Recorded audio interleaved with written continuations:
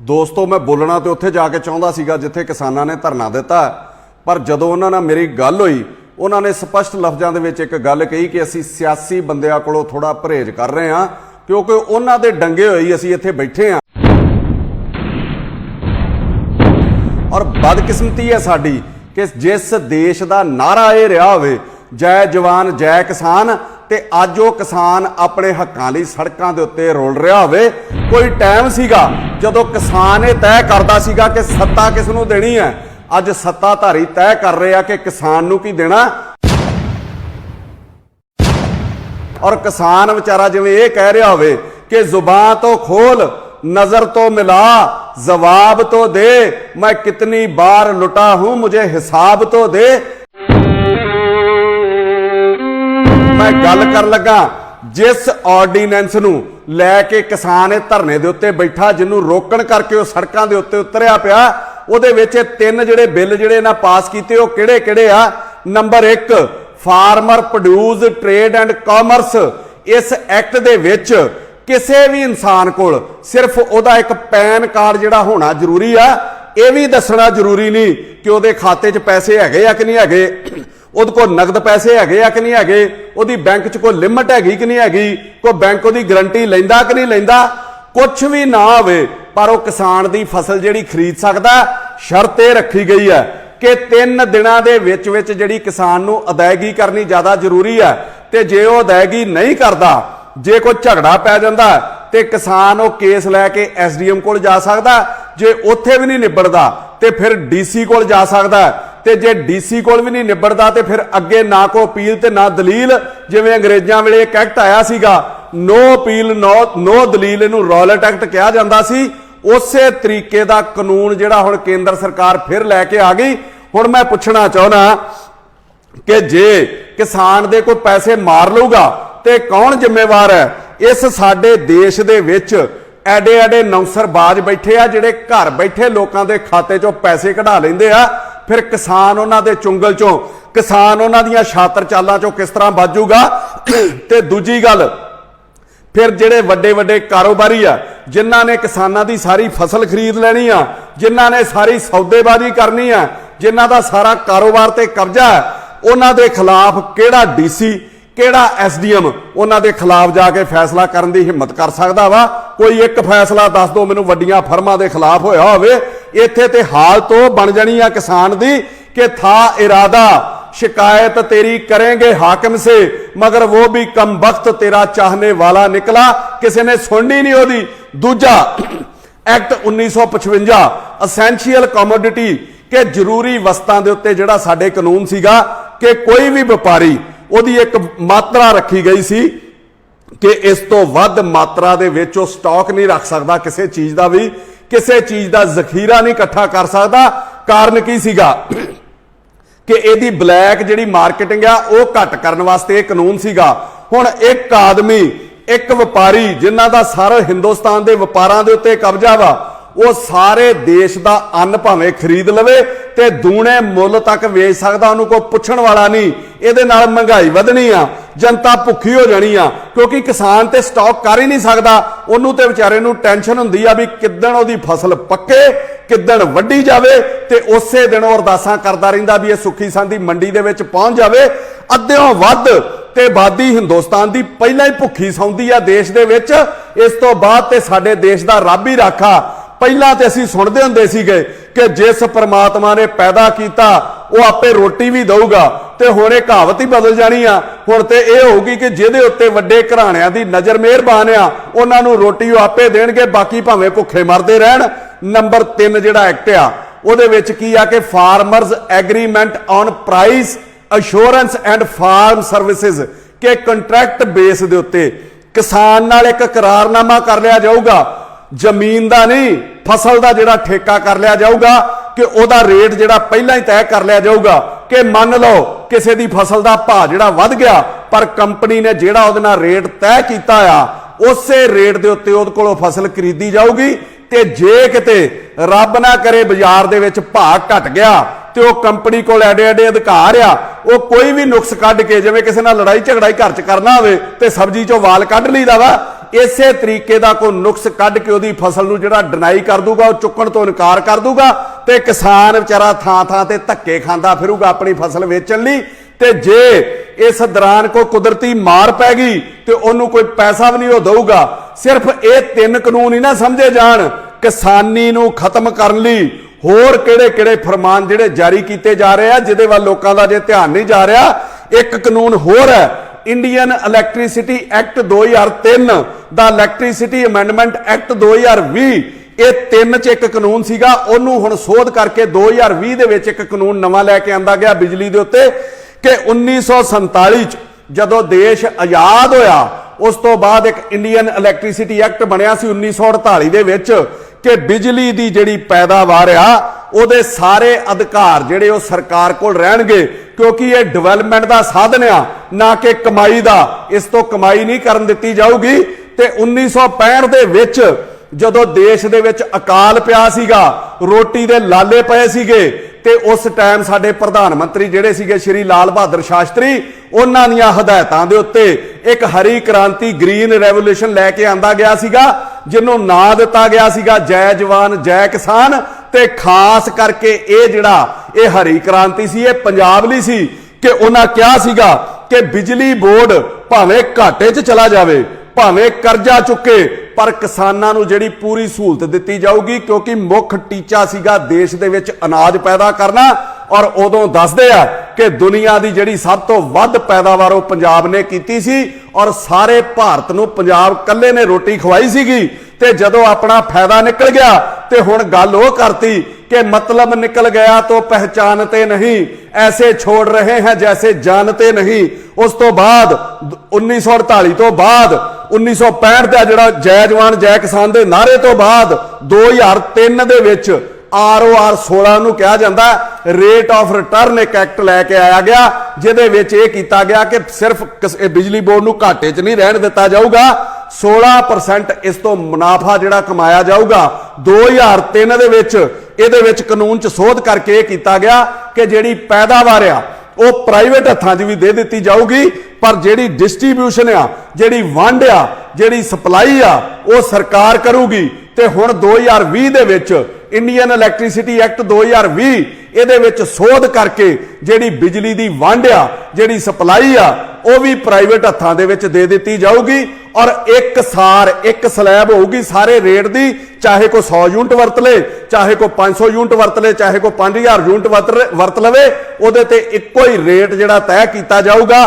ਕਿਸਾਨਾਂ ਦਲਿਤਾਂ ਨੂੰ ਜਿਹੜੀ ਬਿਜਲੀ ਮਾਫ ਮਿਲਦੀ ਆ ਉਹਨਾਂ ਨੂੰ ਪਹਿਲਾਂ ਬਿਜਲੀ ਦਾ ਬਿੱਲ ਜਮ੍ਹਾਂ ਕਰਾਉਣਾ ਪਿਆ ਕਰੂਗਾ, ਫਿਰ ਉਹਨਾਂ ਦੇ ਖਾਤੇ ਦੇ ਵਿੱਚ ਪੈਸੇ ਜਿਹੜੇ ਉਹ ਵਾਪਸ ਆਇਆ ਕਰਨਗੇ। ਕੇਂਦਰ ਸਰਕਾਰ ਨੇ ਇਹਨੂੰ ਨਾਂ ਦਿੱਤਾ DBT, direct benefit transfer of subsidy.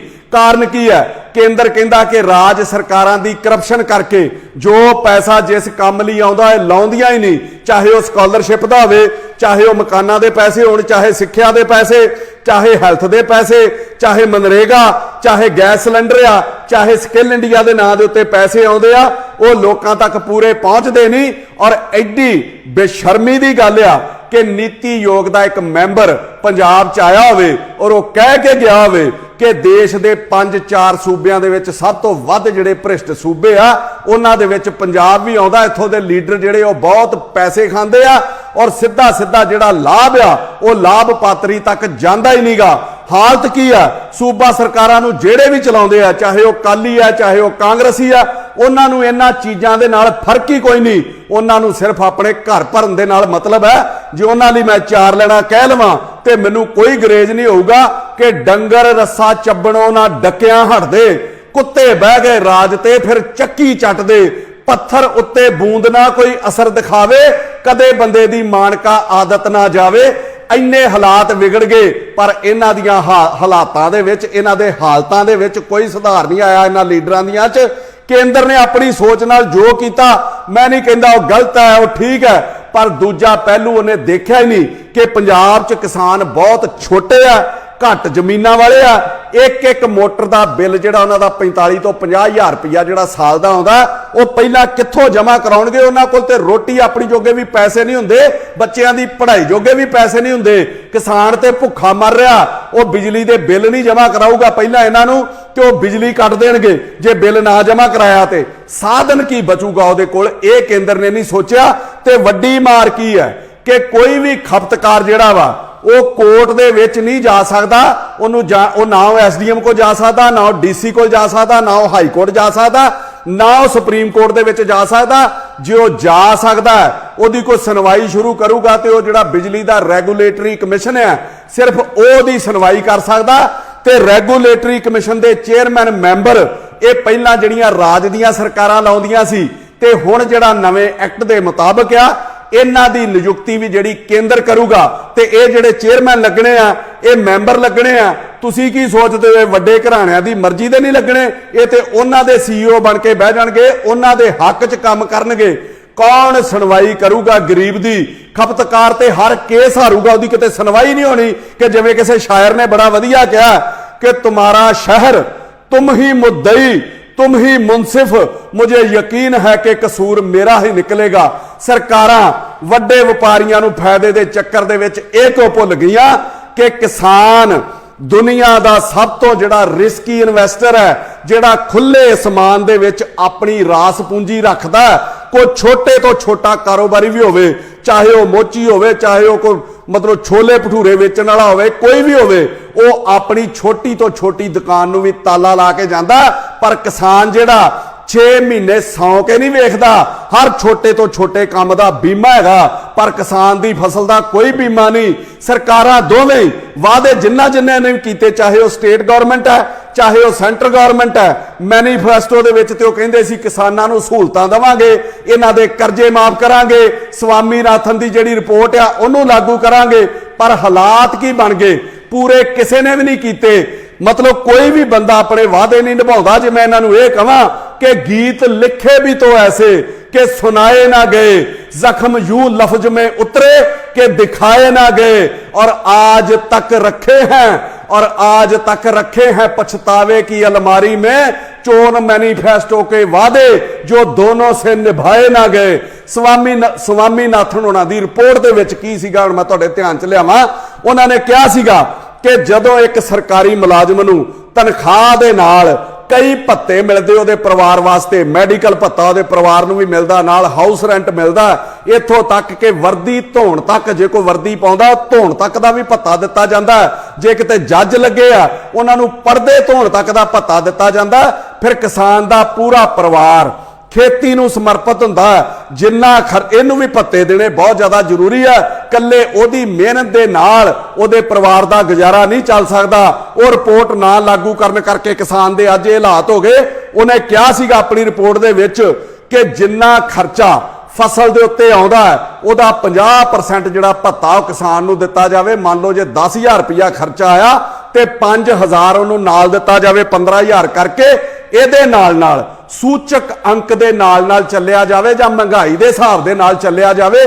ਜਿਵੇਂ 1970 ਦੇ ਵਿੱਚ ਕਿਸੇ ਸਰਕਾਰੀ ਮੁਲਾਜ਼ਮ ਦੀ ਤਨਖਾਹ 50 ਰੁਪਏ ਸੀਗੀ, ਅੱਜ ਉਹਦੀ ਤਨਖਾਹ 2020 ਦੇ ਵਿੱਚ 50 ਸਾਲਾਂ ਬਾਅਦ 1 ਲੱਖ ਰੁਪਇਆ ਹੋ ਗਈ। ਤੇ ਜੇ ਉਦੋਂ ਕਿਸਾਨ ਦੀ ਕਣਕ ਦੀ ਕੀਮਤ 80 ਰੁਪਏ ਸੀਗੀ, ਹੁਣ ਤੇ ਲੱਖਾਂ 'ਚ ਪਹੁੰਚ ਜਾਣੀ ਚਾਹੀਦੀ ਸੀ। ਉਹਨੂੰ ਪੈਸੇ ਕਿੰਨੇ ਮਿਲਦੇ ਆ? 1800 ਰੁਪਇਆ ਕੁਇੰਟਲ ਦਾ। ਜਿਵੇਂ 1970 ਦੇ ਵਿੱਚ तेल की कीमत 60 ਤੋਂ 70 पैसे ਸੀਗੀ, ਉਹ 100 गुणा वध के अज 75 रुपये का हो गया। मतलब 100 गुणा ਵਧਿਆ। ਤੇ ਜੇ कणक उस टाइम ते 70 रुपये क्विंटल सी, इनू 100 ਨਾਲ गुणा करके कम से कम 7,000 रुपया तो उन्होंने मिलना चाहिए। वादे ये सीगे वो तो पूरे नहीं किए गए। ते फिर एडी की आफत आ गई देश दे विच, नैशनल मैडिकल जिहड़ी एमरजेंसी चल रही है, फिर बैकडोर ते जाके ब्लैक आवर दे विच ये बिल क्यों पास किया गया, किहड़े घराणिਆਂ दे दबाव च किया गया? देश ते महामारी दे नाल जूझ रहा वा।